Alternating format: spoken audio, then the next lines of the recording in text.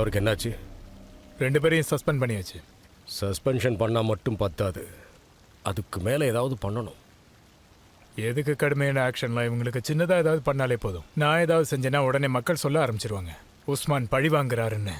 ஒரு பாதிக்கப்பட்ட மனுஷன் எதுக்குமே பயப்பட மாட்டான், தெரிஞ்சுக்க. அது மட்டும் இல்லை, வெற்றி தோல்வி கூட அவனுக்கு முக்கியம் இல்லை. அவர் எந்த லிமிட்டுக்கும் போகக்கூடியவர்.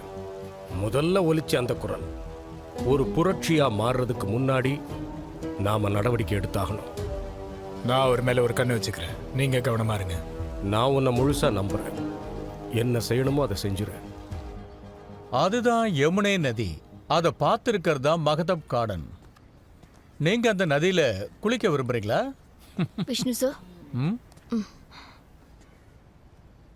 Vishnu sir, I'm really sorry. எனக்கு நிஜமாவே தெரியாது. மகேந்திர தாஸ் உங்களோட அப்பா தானே? சரி, வாங்க கிளம்பலாம். வாங்க.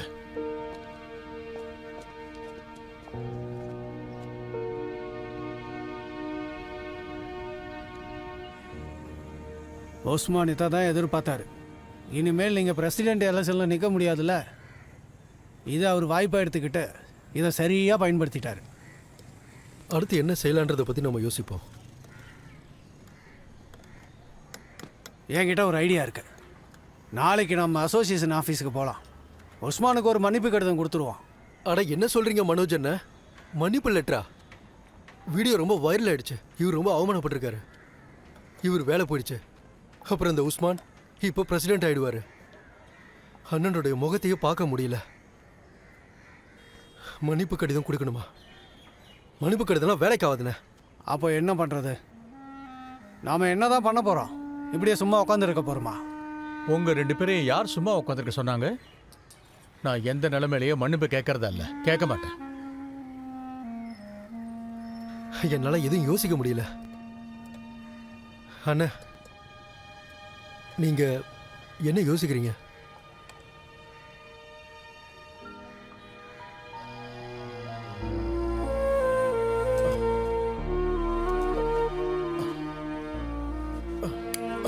அப்பா என்னாச்சு? அப்பா ஒரு நிமிஷம்ப்பா, இந்தாங்க கொஞ்சம் தண்ணி குடிங்க, குடிங்க.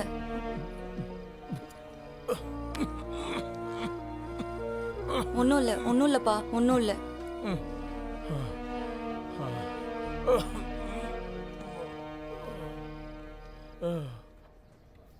சார், நீங்கள் பிளாக் கலர் மொபைல் வாங்கியிருக்கணும். எதுக்கு ஒயிட் வாங்குனீங்க? இது சீக்கிரம் அழுக்காயிரும். ஏன் ஒரு செல்ஃபோன் ஏன் அண்டர்வேர் கிடையாது? அழுக்காகட்டும், அதனால என்னப்பா?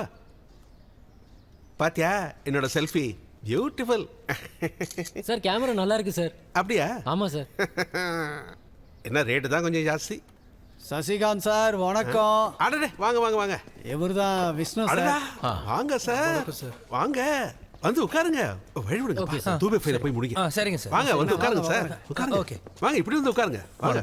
வணக்கம் வணக்கம், வாங்க உட்காருங்க. சசிகாந்த் சார், நியூஸில் ஃபுல்லாக இப்போ நீங்கள் தான் வரீங்க. இவர் விஷ்ணு சார். வணக்கம் வணக்கம். அதோட கேஸ் என்னன்னு உங்களுக்கு தெரியும்? இப்போ இவர் கேஸ் தான் கரண்ட்ல இருக்கே. ஆக்ரா முழுவதும் பிரச்சனையை கிளப்பி விட்டாரு, நம்பவே முடியல. சரி, நான் என்ன செய்யணும்? ஒரு கேஸ் ஃபைல் பண்ணணும். யாருக்கு எதிரா?